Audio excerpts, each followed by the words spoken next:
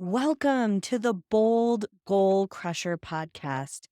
For anyone looking to stop letting life get in the way and start crushing bold goals. I'm your host, Sara Mayer, and I'm thrilled to navigate this journey with you because it's time to start boldly achieving without working double time. So let's dive in. Hello, Bold Goal Crushers. I'm super excited about this episode. I feel like you're really going to enjoy the story of my guest. So, let me introduce Holly. At 34, she was a successful architect, couldn't stop the perfect world she created from crashing down. And from this low point, she vowed to do better and spent the next 20 years making good on that vow. Across the country, she explored spirituality, neuroscience, psychology, and a deep dive into the Buddhist practices. Her quest would evolve into the creation of the P.E.R.L.O.V.E Formula, a transformational set of mindfulness and meditation practices she now imparts as a seasoned coach, teacher, and lecturer. Holly, welcome to the show. I'm so excited to have you. Thank you, Sara. I'm excited to be here. Every time I hear somebody read my bio, I have to remind myself, good job. I've come a long way, baby, from that low point. So thank you so much for having me today. Oh, thanks for being on the show. And there's so many lessons in the life journeys that everybody goes through, but also when we hit those low points. Yeah, unfortunately, it seems that we do have to, even in the world with climate change, whatever, it seems like we have to hit those low points before we want to make a change. And I certainly did that. Like it said in my bio, I had everything you're supposed to need to be happy. I was an associate principal at a large firm doing work in Mecca, Saudi Arabia, and for Stanford. I had the perfect house, career, life, everything you could have wanted, but I was doing it for the wrong reason. I was doing it to appease my anxiety, to prove to myself that I was worthy and lovable, things I learned as a child that I wasn't. And so at 34, all of that came crashing down and I knew there had to be better. And that's the beautiful thing about why I made a vow to life, God, Buddha, the universe, anyone out there listening, help me and I'll change and give me a second chance.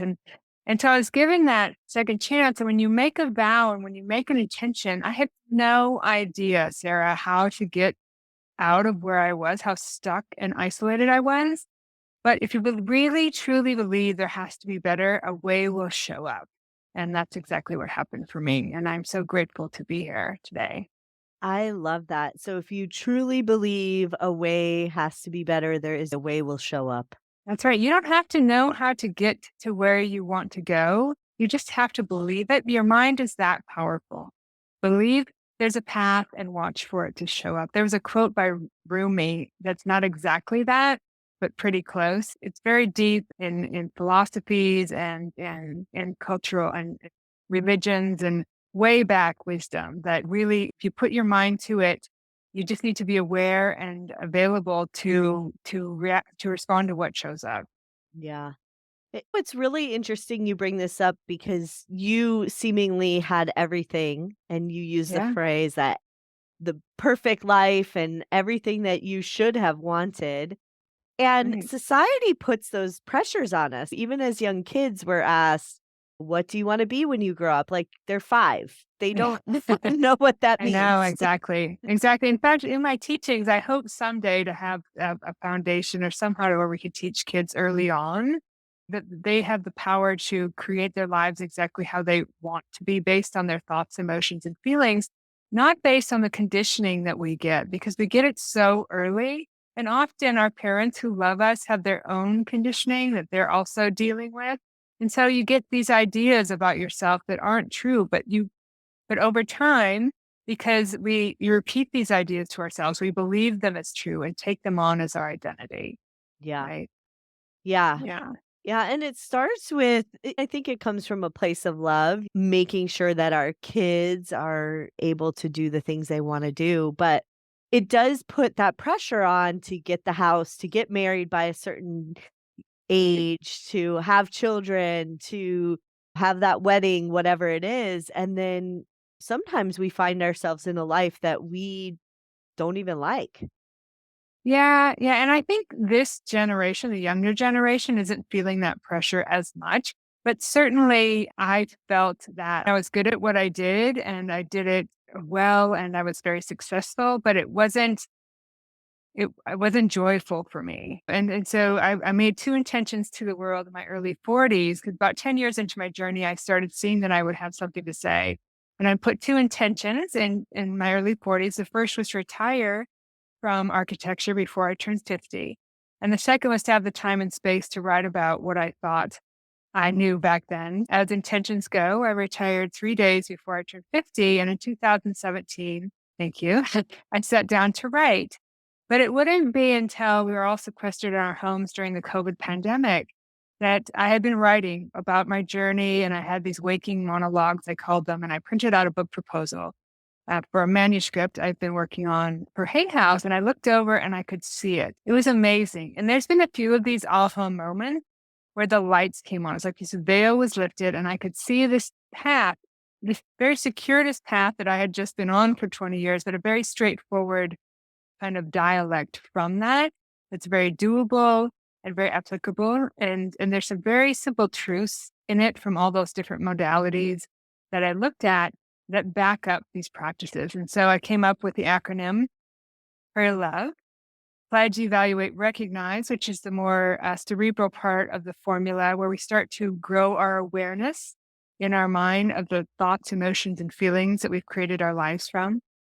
And then locate, open, vest, and expand, the more spiritual part of the formula, that where we open our hearts and expand beyond our conditioned limits.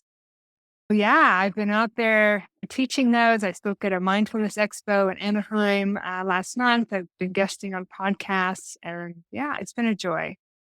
A long journey, and it hasn't always been a joy. Let me tell you, when you first go to make change, you will meet with resistance because the mind, the subconscious. So each of us have like 6,000 to 70,000 thoughts a day. That's Most just of those, bananas. I know, and no, we're talking about that. Yeah, we have those a day. Most of them are negative. Yeah. And our brain takes in 11 million bits of information every second, but our conscious mind can only process 40 or 50 of those bits, Hmm. right? So 95% of what we've been creating, the habits and patterns, goes on below our level of awareness in our subconscious mind. And that subconscious mind is no questions asked, right? So if it's negative, if you have negative patterns that we're not even aware of, we will take those on and it will protect those, right? So when you try to go to change them, you'll meet with resistance. The mind protects its programming as a way, its survival mechanism. So, and I know I'm throwing a lot at you right now, Yeah. but No, it's so interesting. yeah. So if the goal of Per Love is to start to become aware of those patterns, right? Because we not only are living from them and reinforcing them if we're unaware of them, we take them on, we identify them with them, we identify as them, as that anxiety, as that pain, as that person that's not good enough, right? Yeah. So go back through it. So the P stands for So if we start with pledge, right? We pledge to grow your awareness, right? It okay. starts with 1 minute, 6 times a day. Where you just take 1 minute, 6 times a day to stop, take a deep breath, and watch what's going on in your mind. So often we don't pay attention to what's going on in our mind. So we watch, we're not judging our thoughts, we're not trying to push them away, we're just noticing. And Okay. so So people ask, go ahead. so pledge is about really taking in what's going on, and then is it making a statement or So what you're doing in pledge is, so the subconscious mind is habit based and yeah. all those negative habits. So you are creating a habit by doing something over and over again, 6 times a day, of watching your mind. So that even though you do it one time, 1 minute, 6 times a day, eventually it becomes automatic, which is what a habit is. So in pledge, you're creating the habit of watching your mind. That's simply all that pledge is. You need to have this habit. And if you do something over and over and over again, as we do without even knowing it, with all our anxiety and thoughts of unworthiness, then those things do start to become habit. And the neuroscience part of this is that the more nerve cells that fire together wire together.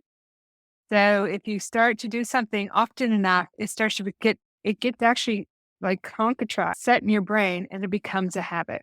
So in Pledge, we are creating a habit of growing that awareness. Wow, and that's probably so powerful in itself, even Yeah. without the rest of Yeah. the process. Yeah. Just knowing that the subconscious mind it's not going to ask if patterns are bad or good. It's just going to go for it. Right. Mhm. And if you created a bunch of like mine was anxiety, guilt, unworthiness, you're going to be living your life through that lens. Yeah. And so, and growing that awareness, then you can then go into evaluate and start to look at what these patterns are. Okay, so first it's really about becoming aware on a more regular basis throughout your day and Right. then evaluating. Now, what would that look like? How would somebody go about evaluating? So that is the most difficult part of the formula. In some ways, you know intellectually what some of your patterns might be. And so while P is one and done, you create the habit and you're good to go. And E, you go back to it in layers. There's a poem by Robert Bly called The Long Black Bag We Drag Behind Us. Mm, It says, as you get older and people don't like things about you, or you're trying to please your parents, you take these parts of you that you think are unacceptable, and you stuff them in this bag. And depending on what happened, most of us don't get through the first 30 years of our lives without some kind of trauma or tragedy. Some of that stuff can be deepest in the bag. So I tell people in evaluate to start with the easy stuff. You might be a procrastinator, or what we're doing in evaluate is looking for targets for change. And you can start with some easy stuff and then come back for the harder stuff later. So I know, for example, anxiety, always a big one of mine. It's easy to start with, or like I said, procrastination. Yeah. And this is a time where if you're journaling or, and also when you're watching your mind, what are those thoughts? We start to write down and evaluate. What are those thoughts that keep coming up? And sometimes we know them intellectually, but we don't say, wow, I keep telling myself this. uh, So journaling, talking to a friend or a therapist, but in evaluate to start with, you just need to pick one or two because I'm sure I had plenty of things in my black bag to do. yeah, I really do that analogy because it puts it in perspective of how it all got there and why we may be stuck in our life Right. because That's we have right. this anchor we're dragging around with probably an anchor in the bag. Yeah, yeah, you're right. Yes, absolutely. It can get long and heavy and it can weigh you down and you don't even know it's there. You don't want to look at it. You don't want to show others. I tell people to go into the bag with kindness and compassion, but also with honesty and as best you can without judgment is often logged down in the bag. We're often judging ourselves very harshly. Yeah. As much as you can go into this whole process with kindness and compassion, because we weren't taught as children the workings of the mind and Yeah. how we are much more than what I call our TEF, our thoughts, emotions, and feelings. We get so enmeshed in them, we don't realize that we are so much more than that. To go into this process with kindness and compassion, and it's going to help open that up a little bit for you. And again, if you have this intention to change and to find that peace and happiness, you'll find a path, whether it's per love or some other path will show up for you. Yeah. And so then what's R? Ours then recognize these patterns as they come up in your daily life. Right? Yeah, we created our habit for change. We've identified a few targets. We created our habit of watching the mind. We have identified a few targets for change. And in R, we recognize them as they come up in our daily life. There's a moment when it first arises that you want to catch it before it drags you down like being in the jaws of a mad dog and throws you this way or that or takes you deep down the rabbit hole of despair, which happens very quickly, right? You want to catch it and recognize it for what it is, for a thought that's probably not true, right? That you created, right? And once you recognize it, you expect it, you welcome it, but you don't engage in it. Now, I tell people this usually doesn't work at first because we're so enmeshed in it. So there's this, what I call an indirect way to recognize, and that is and that is this. And this is something that with practice, you'll see can really be helpful. But acting in ways contrary to your patterns aids in helping you create space between you and your thoughts, emotions, and feelings. Mm, Because if you think about it, your neural net is wired together with all this anxiety and pain and depression. But nerve cells that no longer fire together, no longer wired together. So if you're actually practicing self-compassion or kindness or forgiveness, you're creating new pathways, such as you are with pledging to watch your mind. And so you're starting to so those other nerve cells start to break up. And from that distance, you can see them. You can yeah, start to catch them. And it like anything, it takes practice. Right. yeah. Yeah, so it's pledge, evaluate, and recognize, and I think that's probably really eye-opening, right? Yeah. It's something that you're doing on a regular basis now. It's not something that you only do once a year, like New Year's coming around, time to evaluate my life. That's Uh, right. That's right. it's That's more exactly. a daily practice. Yeah, I tell, and that's perfect, Sarah. I tell people if there's only one thing you take away from this talk or anything about Love, is that if you want to make a change in your life, you must do it over, over, and over and over again. You must listen to this episode 3 times. You might listen to it once and you go, yeah, that was really interesting. But 3 times to even remember it, 8 times for it to sink in, and 21 days to make something a habit. Yeah, Because we're doing that automatically, right? With our negative stuff every day. So yeah, we have to start to counteract that. So it doesn't take a lot of time, but it does take consistency and attention for yeah. sure. And With words it brings it to the forefront every day so every that day. that bag that you have, you're going into, maybe not on a huge deep level for a couple hours every day, but you're going into it and you're really breaking that stuff up, and I imagine that then becomes more manageable and more, as you said, automatic, it becomes a habit. Exactly. And so when you do break this stuff up, it creates this space for these aha moments, these moments of peace to come through. And you're absolutely right. It becomes something that you understand as thoughts, emotions, and feelings rather than something you're enmeshed in. And this understanding is so contrary to the way that we were raised that, again, it's something you really need to practice and to understand. But you have the power to change these patterns. And again, the subconscious mind will not ask any questions. So if you put in a new pattern of self compassion or self love, it's going to start to bring that back up to you. Yeah, So yeah, it makes it. I found. I mean, you're right on. You're right on there. That of all the practices in Love, PER seems to be the missing link between stuck and isolated to the door of self exploration. yeah, Right? We're so entwined in all this tech that we don't know that there's so much more for us to explore in our own kind of mm, self, in our own true nature. yeah. And yeah, And what's really interesting, everybody, as you mentioned, has a bag. I'll use an example. When I was in an art class in probably middle school, I okay, wanted to do this pottery thing of a horse. I was into horses. Mine okay. did not look like a horse at all. And somebody in the class, a kid, I don't know, they're like 11, they're probably Picasso or whoever. They said, "You're just not very creative."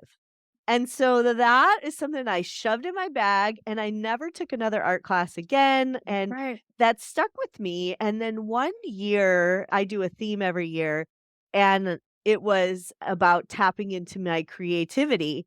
And so I did all these things that I was like, I'm not gonna be good at it because 'cause I'm not very creative. And here I am, like, in my 30, I think I was in my 30s at that point, and I took a pottery class, I took a painting class, and I found out that I actually was very creative.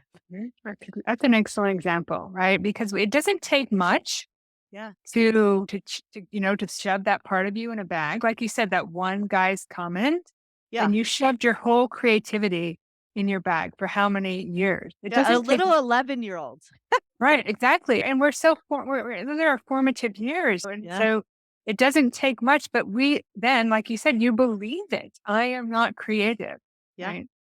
And that becomes, like you said, a pattern until you pull it back out, look at it. Wait a minute, this was just some kid. What does he know? yeah, And look at what I've done.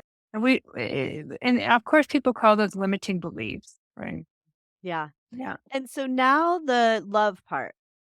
So love is the more spiritual part. So prayer takes you to the door of self exploration, and as you, like I said, as you start to create space between yourself and your thoughts, emotions, and feelings, you start to find this kind of this authentic silence, and it's what meditation's all about. This space where your aha moments, your peace will come through.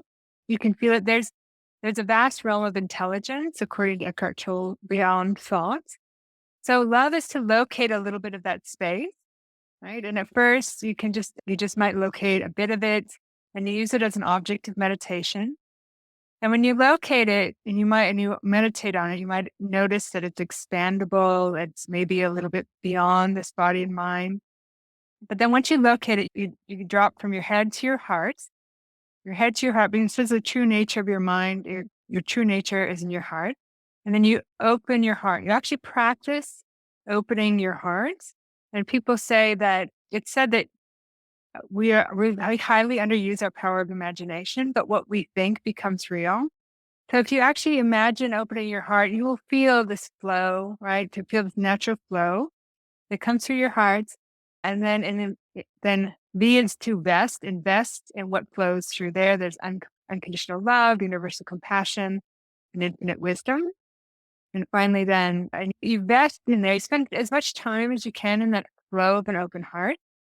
But also you invest in the obstacles that come up in your life, because while your small, isolated self is using all your thoughts, emotions, and feelings to keep you fearful, your omnipresent, omnipotent, universal self is showing you in every person, place, and thing, everything that's going on in your life, what you need to set yourself free. Wow. And that's very But powerful. yeah, yeah. And finally, then we expand beyond our conditioned limit. Once you understand that the mind is conditioned, it's a tool that's conditioned. It's a biocomputer. Computers are based off of the mind. That we can start to create that space, understand what these conditions are. We can expand beyond our conditioned limits. And I say, in the end, finding true happiness might be a little more settled than people expect when we realize that in the world around you are one and the same. Right? They say that it's hard to really understand what it means to become awakened and fully enlightened. But I tell people, when you stop seeking, you have arrived. So Ooh. Say that again. it's said that true enlightenment or understanding what awakening fully means is beyond words. But when you stop seeking, you have arrived. Wow. That's really powerful. Yeah. And but even if you're not and I try to keep religion out of it, because there's a lot of people, the spiritual part is there for you if you want, but the cerebral part is really the three simple practices to transformation. So however far you want to take it, the formula is meant to go back and forth as many times as you want or need to, and take it as far as you'd like to go. So, Yeah. So this was 34. You were at your low point. You mhm. discovered a whole different world, a whole different you, probably. And now you're doing this, you're helping others. How did that evolve from your own transformation into helping others? It wasn't easy. So again, when I first decided to make this vow, it catapulted me out of a mutually manipulative and controlling marriage. Went into an 8-year battle for my children. It would take, and at the same time, while working, single mom, working full time, it would take everything I had at the time, which wasn't much, to prevent my permanent alienation from them. I was alienated from them for a while, but been making this vow and keeping it. Like I said, things started showing up, a book after book. And if I had a question, the next thing I read was the answer. I was so open to finding that truth. So for the first, I don't know, 10 years, I was just surviving. And then there came a moment, like I said, when I realized, it was in 2009, is wow, I really have something. I'm learning something here. And that what I loved about it so much, Sarah, is that all the different modalities that I learned from all pointed back to those few simple truths, which is that we're not our thoughts, emotions, and feelings, that we're so much more than that. The thoughts alone are powerless. If we don't engage with them, they simply, like a wave in the ocean, they'll come up and they'll dissipate. It's when we grab onto them that we struggle. And that the subconscious mind it's pliable and it's changeable and it's a tool for you. So it was a long process, and obviously I'm hoping that people don't need 20 years to get here to where I was. But back 20 years ago, there wasn't as much, right, as of these podcasts and the stuff. But there's a lot now. There's a lot of ways back to these truths. I love that all of the things I learned pointed back to these same truths. And what you find when you go down this path and you train your mind, it's all about mind training, is that you find this freedom and power to create your life however you'd like to do it. And this is how I'd like to create my life. And so here I am. Right. Wow, that's so powerful.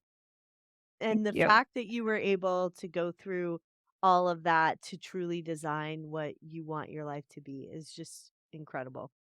Yeah. I've no regrets. It was tough. I do regret what my children went through. But I knew every time I was faced with something, I'd find my strength and I would maybe turn around, shut the door and crumble. But every time in fighting for my kids, I had to realize there was somebody other than my self-absorbed, unhappy, anxiety-filled self. I had to care for others.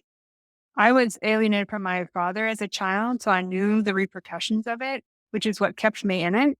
So everything is aligned to show you what you need to set yourself free. So I don't lament any of it. And I'm happy to be here. And I wish I was 20 years younger, of course, but I'm so grateful to be here and understand how we're all connected and we all can help each other to find this type of freedom and creativity. Wow, I love your story. It's so powerful. Thank you for sharing and being open and honest on Yeah, of this course. episode and then sharing the Per Love formula. I think that is something that many people can truly benefit from. And if somebody's listening to the show and they're like, okay, I need to connect with Holly, how could they connect with you and what might they expect? Okay, so I have, if you go to perloveformula.com, P-E-R-L-O-V-E formula.com, and you sign up for our newsletter, I send out a monthly newsletter with insights on the practices. I will pick a particular practice and highlight it for the month. And also I'll list podcasts like this one on there. But also you'll get a link to a class called the Lost Formula to Happiness, a free link that takes you through the formula, right? From P to E. And I suggest that if you're interested, you take that and you listen to it, not just once, but over and over. It's free. You can download it. Just sign up for our newsletter, which helps grow the practices obviously if you sign up for our newsletter. And if you're interested in more, we have a perfect practice forum. It's twice a month is to join, and we meet the first and last Tuesday of the month online to go through each practice. We have different modalities. It first starts with the basics, then from the outside in, simple and obvious, and the middle way. And in January, you can join anytime, but in January, we're starting over from the beginning. So a great time to start if you want to check it out. You can email me at holly@perloveformula.com with any questions. And yeah, I'd love to have you join the forum, but at a minimum, listen to the class. And if it speaks to you, just really, if anything speaks to you, listen to it over and over. Great. And I'll go ahead and drop that link for the newsletter so you can sign up and get that class as well for free in the show notes. So if you're listening, go ahead and head on over to the show notes to grab that. Thank you so much for doing this episode. I truly learned a lot and I appreciate your story and your journey. Excellent. I'm glad. And it's wonderful. And like I said, free love is just one path. But as an architect, I guess my gift is clarity, trying to tell people that I am working on getting mindfulness meditation training certificate and coming through the back way. But anyone can do this, right? Anyone who sets their mind to training their mind and creating the life they want can do it. So thank you so much, Sarah, for this opportunity. I appreciate you and Merry Christmas and Happy Holidays. Oh, thank you so much. All right, everyone. You can crush your goals and everything that gets in the way. So let's get to it. Thank you for tuning in to the Bold Goal Crusher podcast, where we crush goals and everything that gets in the way. I always love to support my community. I look forward to seeing you crush your goals this year.